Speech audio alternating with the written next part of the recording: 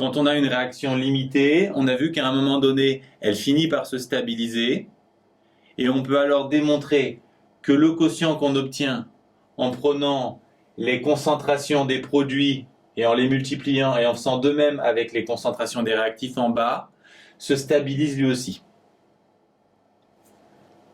Ce qui signifie qu'à ce moment-là, l'équilibre est atteint et ce quotient vaut alors ce qu'on appelle K, la constante d'équilibre. Les concentrations, à ce moment-là, sont dites concentrations à l'équilibre. Il est intéressant de remarquer que si K est très grand, ça signifie que les concentrations des produits sont beaucoup plus grandes que les concentrations des réactifs et que la réaction aura tendance à aller beaucoup plus facilement vers la droite. Inversement, si K est petit, ce seront les concentrations des réactifs qui auront tendance à être plus grandes, donc la réaction ira plutôt vers la gauche. Maintenant, on peut se demander ce qui se passe si on rajoute des coefficients stoichiométriques, par exemple un 2 ici. La première chose qu'on a envie de faire, c'est tout simplement rajouter le 2 devant le A, mais il se trouve que c'est faux. Si on regarde les choses de plus près, on va comprendre pourquoi. 2A, ça peut se remplacer par A plus A. Si on applique la règle précédente, quand on écrit la constante d'équilibre, on va noter en haut les concentrations des produits et en bas les concentrations des réactifs. Puisqu'on a 2 fois A, ça implique que finalement on aura A au carré. Donc si on généralise, si on a des coefficients stoichiométriques, quand on écrit la constante d'équilibre, on met les coefficients stoichiométriques en puissance. Notez qu'on peut aussi écrire à la place des petits EQ pour équilibre, F qui signifie concentration à l'état final. Si on veut écrire la constante d'équilibre de cette réaction, on va placer en haut les concentrations des produits et en bas les concentrations des réactifs. Vous avez peut-être vu qu'il y a des précisions associées aux réactifs et aux produits. G signifie gaz. C'est très important parce qu'on ne prend pas en compte les gaz tout simplement parce qu'ils s'échappent de la solution. Donc on ne prendra pas en compte la concentration de A. AQ signifie espèce aqueuse, dissoute en solution. E, on les garde. S signifie solide. Les solides ont un comportement imprévisible, ils peuvent être compacts ou en poudre, leur surface d'échange est complexe, on ne les prend pas en compte comme les gaz. Et enfin H2O, si c'est le solvant, la concentration de l'eau dans l'eau, ça n'a aucun sens, donc on ne le prend pas en compte non plus. Donc finalement, on a juste D sur B, parce que quand on écrit une constante d'équilibre, on ne prend ni en compte les gaz, ni les solides, ni les solvants. Prenons un exemple pour faire le point.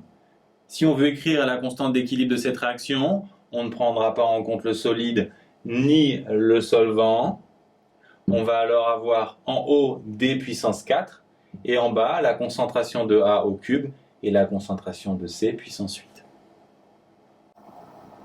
La constante d'équilibre définit l'équilibre, autrement dit l'état final, donc elle doit nous permettre de déterminer le XF. Regardons sur un exemple avec cette réaction limitée.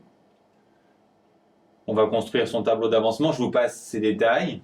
Ce qui est important, c'est que puisque la réaction est limitée, à la fin, on a l'état final, autrement dit, des XF. La constante d'équilibre, on l'obtient comme d'habitude. En haut, concentration des produits, en bas, concentration des réactifs. Par contre, on ne prend pas en compte le solvant. Maintenant, ce qu'on veut, c'est faire apparaître le XF. Pour ça, on va se concentrer d'abord sur la concentration des ions H3O+ à l'équilibre, autrement dit à l'état final. Il faut trouver un lien entre XF et cette concentration. Rappelez-vous, C égale N sur V, et XF, c'est une quantité de matière. Donc la concentration à l'état final, c'est tout simplement XF sur V. De même, pour la concentration des ions CH3CO-, et suivant le même principe, on va avoir la concentration de l'acide acétique, Na-XF sur V. Ensuite, il nous faut, pour finir et trouver une équation XF, la constante de réaction. Soit on vous la donne directement, soit on vous donne le pK. Vous devez alors savoir que le pK et le K sont liés par ces formules. La plus simple, c'est la première. K, c'est 10 moins pK, donc ici, 10 puissance moins 4,75. Vous simplifiez et vous avez donc une équation avec des XF. Puisque vous connaissez Na et V, théoriquement, vous pouvez trouver XF. Mais en pratique, ces équations sont trop compliquées, donc on aura une méthode plus directe pour trouver le XF. On a vu en passant deux formules qui relient K et PK. Il serait important de savoir jongler de l'une à l'autre dans la suite du chapitre. Donc regardons comment passer de la première à la deuxième. Pour ça, il faut connaître le principe de base des logarithmes.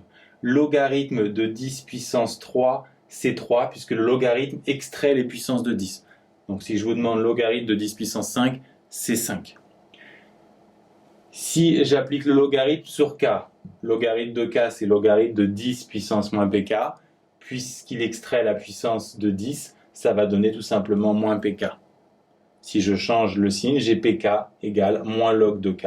J'ai retrouvé ma deuxième formule.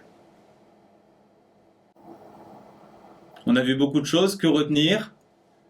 Que quand on écrit la constante d'équilibre, on met les concentrations des produits en haut et les concentrations des réactifs en bas. Si on a des coefficients stoichiométriques, ils apparaissent en puissance à l'exposant. Notez qu'en indice, on peut écrire soit équilibre, soit final. On a vu également qu'on ne prend pas en compte les gaz, les solides et le solvant. Donc si on écrit la constante d'équilibre ici, elle va largement se simplifier pour donner ce résultat. Et enfin, il faut connaître les relations entre K et PK. Par contre, on a vu que si le K permet théoriquement de déterminer le XF, il permet de le trouver par des équations qui sont très compliquées. On va voir comment le trouver plus simplement dans la vidéo suivante.